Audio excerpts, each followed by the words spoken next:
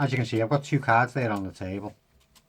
I'm not going to tell you what cards they are, but I will tell you that the cheekiest, mischievous and tricky cards in the pack. And they like trying to make a fool out of me all the time. Why, I don't know, because I've always been nice to them. I also need a shuffle deck. And as you can see, that's being well shuffled now. Because I need 2 cards selecting. I need a card for me and a card for you. And I wanted to make sure that it's completely fair.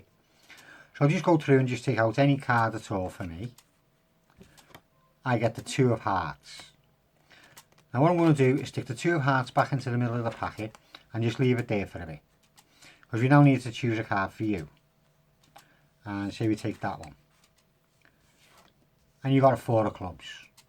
So you got a 4 of clubs and I got a 2 of hearts. I will just turn your 4 over. Because I'm going to bring these 2 fellas in now. And we don't want these seeing what your card was. And these just happen to be the 2 cheeky jokers. I say, always up to some kind of devilment and mischief. Joker by name, joker by nature. But now if I say to the jokers that I want them to find my 2 of hearts, and just bury them into the middle of the packet and give them a quick riffle.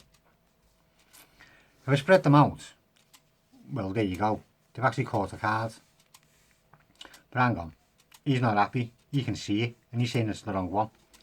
He's saying they haven't caught the 2 of hearts. Well, let's have a little look.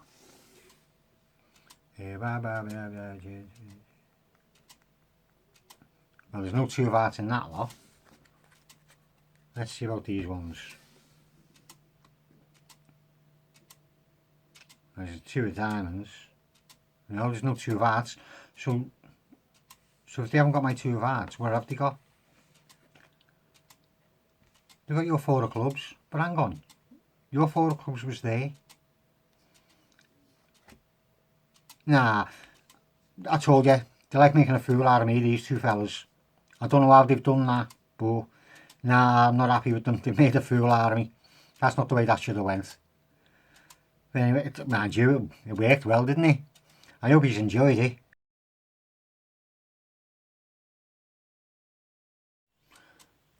Well, some of you are still there. Obviously, I'm talking to someone. Hope you've enjoyed it. Glad you stuck around to see how it's done. Right, I'm going to use the same 2 cards that I used in the performance, so I'll just keep them to one side, save having to select them from the pack. Right, I used the 2 jokers. The main reason the jokers, they like playing fun, and that's what the ending part was a bit about, bit of fun. Plus, they've also got a face, which makes it important. If you're going to use like the same dialogue I did, face is important because he can see that the chosen card is not the right card. You could use the jacks, queens or kings, I suppose, because they've got faces on as well, but I think these ones had a bit more fun and mystery to it than being jokers. Anyway, start off with them on the table facing down. And as I say, you use whatever dialogue you want to, but while you're doing it, give the pack a shuffle. I mean, you don't even have to do this, I just do it to make sure that everybody sees that I'm actually using a completely random deck. So I can't be like using duplicate cards and forcing cards and stuff. Right, now you say that you needed 2 cards selected and you're going to take your one first. So you just go through the pack and you just take out any random card. So I got the 2 of hearts in the performance, so as I say, and use that in here. And what you're going to do is, in the process of putting the 2 of hearts into the middle of the packet, which they think you're doing, it's actually going to go in the packet and end up on the bottom, facing up. That's what this next move is going to be about. So you get your card, you riffle down about half the pack and put it in. Push it about halfway in. You can show it again that it's your card. Now then you come over and put your hand on a bit of an angle, so when you push down, the card's going in on an angle. Like that, so there's a little corner sticking out just on this side here. Because then you're going to get that corner with your thumb and you're going to pull it down. How can I get that? You're going to pull down, and as you can see, that card comes out the bottom. my 2 cards comes out the bottom down there and ends up in, well, not that kind of a position, more of that kind of a position, because it runs down where your thumb is, so it runs alongside your thumb. I'll see if I can show it that way. You push it down on an angle and you just pulling down with your thumb on this side, on the corner, and that card comes down and out the pack, running alongside your thumb.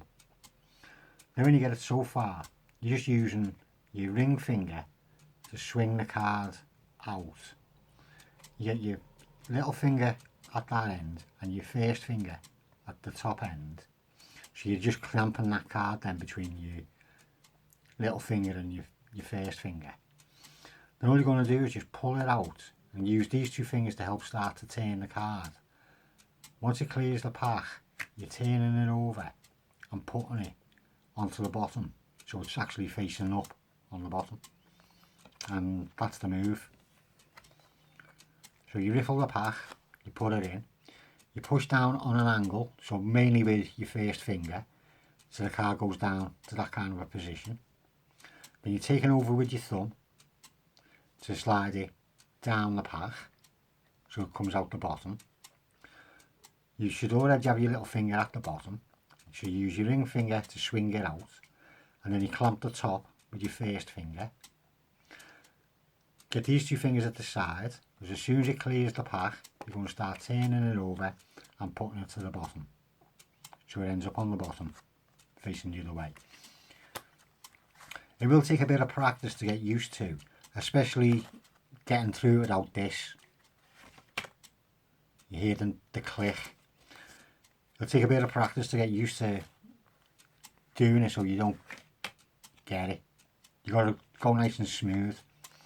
But anyway, that's enough on that move. So you'd end up with your card then on the bottom facing upwards.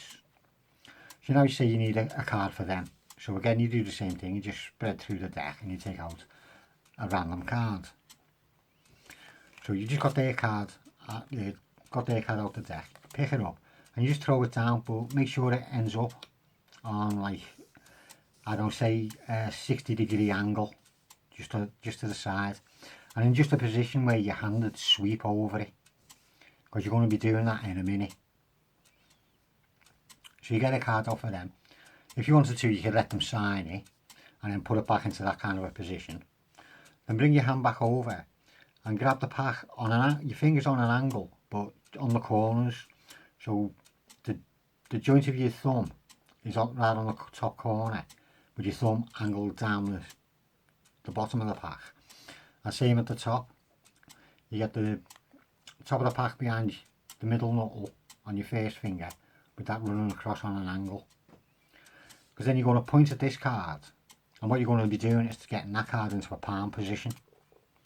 So you point at that card, lift your fingers a bit higher up than the pack to give you room to slide that card into. You don't have your fingers there and then have to readjust them.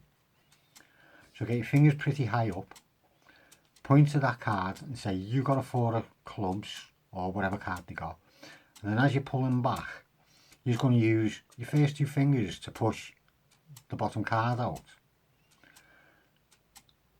When it gets so far, you're just going to give it a little kick at the bottom, so that when you come down, it's gone into a perfect palm in your hand. So you got your card on the bottom facing up. You indicated that card. Obviously you can't do it with that finger because that's holding the pack. So you indicated the card with them 3 fingers. Keep them straight and pretty high up. And as you're coming back, just as this gap here gets covered up by your hand, you push the bottom card out, give it a kick at the bottom, and then you're just taking it away and dropping your thumb down to make it look natural, so as if you're just resting your hand on the table for a minute. So I'll try and show you that as it would look. You indicated their card, you pull your hand back, you get it so far out, it goes into the palm, and you're just dropping your hand to the table, making sure to keep your fingers closed. Now you're going to swap this card for that card in the process of turning that one over. So you got the card in palm position. All you're going to do is slide in at that card, go underneath it, pick up, push back and turn. Hey, that's all. But as you go in, what you're going to be doing is you're going to be getting the corner, the top right corner of this card to go in, just underneath where, see, that index is. And then it carries on up. So it just goes up past it to give you room so you can actually grip that card. And you can, if you're good enough, you can do it really small, but while you're practicing, get it higher up. So it's going to go in at the card, carry on up, and into a position similar to that. Right, so you got it in palm position, it goes under. I should have grabbed hold of that when I had it. And as you go under, you can see it's pushed that 4. About half a card down already. So it's gone under, and straight away you turn in your hand. And as you turn your hand, you're just going to be pushing down on that card with your middle finger. As you turn that one facing down, and then you're just pulling your hand away, and you've got that card hidden in your hand. So in real time, it'd be like that. Oh, hang on, no. When you go in, try not to do that, because you're showing the card too early. You want to try and keep your fingers together until the last possible second as you go into the card. Oh, that was too close to me, no wonder. And I say you pick it up, you drop on that one, and that one's getting pushed back into your hand, so it's hidden. As long as you don't go too far, turn your hand that way, or go right the way around that way. Well, you wouldn't really do that anyway, but that keeps it hidden in your hand. So just do that one more time. Card's palmed in your hand. It's going to go under the corner, up. This will come so far down. You pick it up, you push back down, and you throw it down without spreading your fingers. Oh, not so slow either. Yeah, even the best of us have our off days, I suppose. It goes under, up and around, and you've got the card hidden. And while you've got it there, it is pretty invisible, so you can move your hand around and, like, as I did, indicated them 2 cards. So you indicated them 2 cards. As you pull your hand back, your other hand, to go and pick them up, but keep them face down, don't show them. And pull your hand back to join this one. And as it comes in, you're just going to put them straight on the top of that one as you turn them over into this hand, squaring them. So you got that back in your hand. You indicate at them, you pick them up, you come in and grab them together, you turn it over as you square up, so all they see is the top joker. Last time, you got it in your hand, you indicated the cards, put your hand back, grab them, bring them all together, turn it over, and you see the joker. Then all you do is just hold it in the middle grip, top and bottom, and slide the top card off to show 2 jokers, and put that one to the bottom, creating your sandwich. So you show the 2 jokers. Again, you can, whatever pattern you want to use, you're just taking the 2 jokers and putting them into the middle of the packet. Again, whatever pattern you want to use, hocus pocus, abracadabra, do a click, a magic dancing bunny, whatever you want. And spread the cards out to show that the 2 jokers have caught a card. But when you're pulling them out the pack, make sure that the bottom joker stays with his face underneath that card, if you see what I mean. So he's having a good look at it. Because if you want to go down the lines that I went down, you can say, you know, he's seen that card and he's saying, like, it was dark in the pack and they've come out with the wrong one. He's changed his mind, that's not the right one, whatever. Now there's 2 ways you can do this next bit. You can do it the way I done it in the performance, where you just spread the cards out and then look through as if you're looking for the Two of Hearts, which they should have found in the pack. Or another way you can do it, which is a bit more long-winded, is to go, right, we'll show you each card and you tell me when we've got the right card so we can swap. And you just keep showing each card and flipping them over. So you're showing the spectators that the two's not there. I won't go through it all because we know it's not there.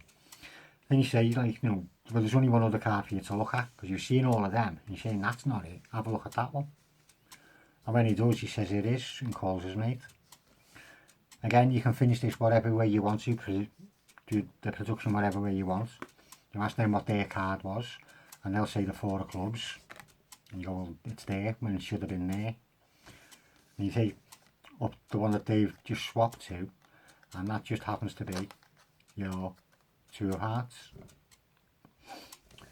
I know it's a bit long, it's a bit complex, but I'm sure you guys can cope with that and you can manage it. Hope you have fun with it, hope you enjoyed it, hope you can master it. I'll see you later.